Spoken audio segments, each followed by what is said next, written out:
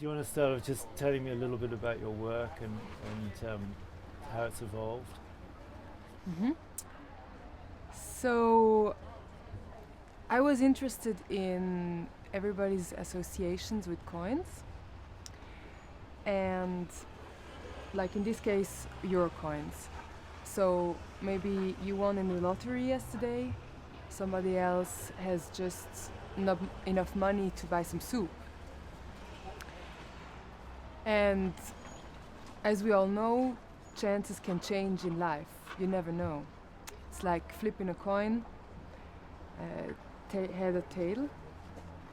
And I was very interested in those two sides of those coins.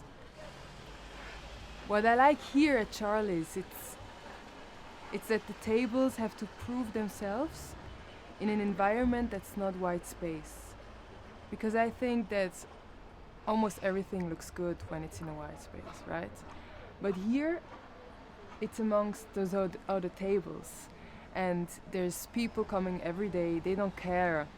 I mean, I know a lot of people care that Elevation1049 is here, but a lot of people just come to ski here. And so they just come, they want to have their coffee and a piece of cake, and so the tables get used. So there's no feeling of like a design show or something like this. And I'm very happy about that. They get used. The more the better.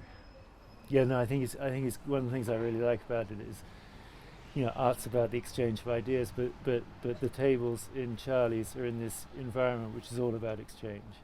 Exactly, and the coins are put on the tables which represent it. Mm-hmm. Can you talk a little bit about that idea of commerce and exchange that goes on the tables? Well, I came up with this idea driving through Italy. And so you have to stop like at these Alitalia Pavesi, right, to get coffee and espresso, whatever. And I was sitting there and I played with some coins on my table, and suddenly I came up with this idea. And what I was interested in is that normally you have stuff on your table and some coins, and the coins are really not that important. It's more about the table, the espresso cup, whatever you have else there. And suddenly you can see that very well on the big table. The combination of the coins dictates the shape of the table, because it's quite a strange shape, right? So sizes and sizes that change, that was really interesting to me. Yeah. And the table is the tip, in a way. It's what it's exactly. Yeah. No, that's like the inversion of the meaning. That's. It also reminds me of those things where people stick. I mean, there's also an innate attraction to money, and those things where people stick coins to the ground. There's a sort of whole comedy. Exactly. About those exchanges. Is that what you were thinking to some extent? I mean, that does chance and comedy play a role in it? Yes, because in one way, I mean, when everybody looks at a coin, it's like, oh, euro crisis and banks and like really serious daily themes. But then again, it's really this coin flipping and things that more like chance or faith, these things that also get into this whole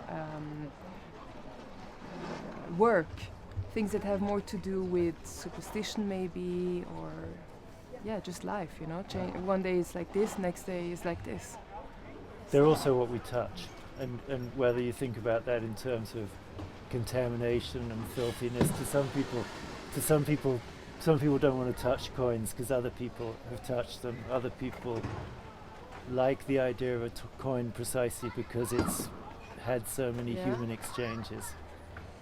And what is your question? It was more about the tactility and the materiality of money, and then putting it in this flat representational form. Yeah, I mean, I'm a very haptic person, so for me it starts a lot with the material. And here we have this really, really beautiful marble from Carrara, and it's called Marmo Statuario, which is really the marble that Michelangelo made his sculptures out of. And it has a lot of history in this whole marble thing, but then again it's really like, it gets very contemporary because of this silk screen and again because people use it today.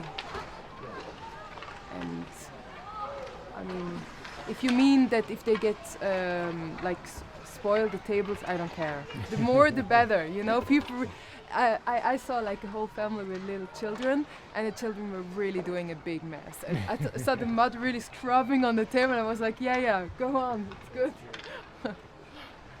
Yeah. Is this piece at all a commentary about art and money? You know, you're printing money on the material of art, on Yeah. the most classic material. You know, I think with these pieces I try to maybe question our relations to money and put up questions. But my intention is never to criticize something or to say, hey, this is my opinion, listen to it. You know, like the artist comes and does his thing. It's more, you know, maybe we can look at it like this or like that. So I leave it very open. I'm not making like a comment.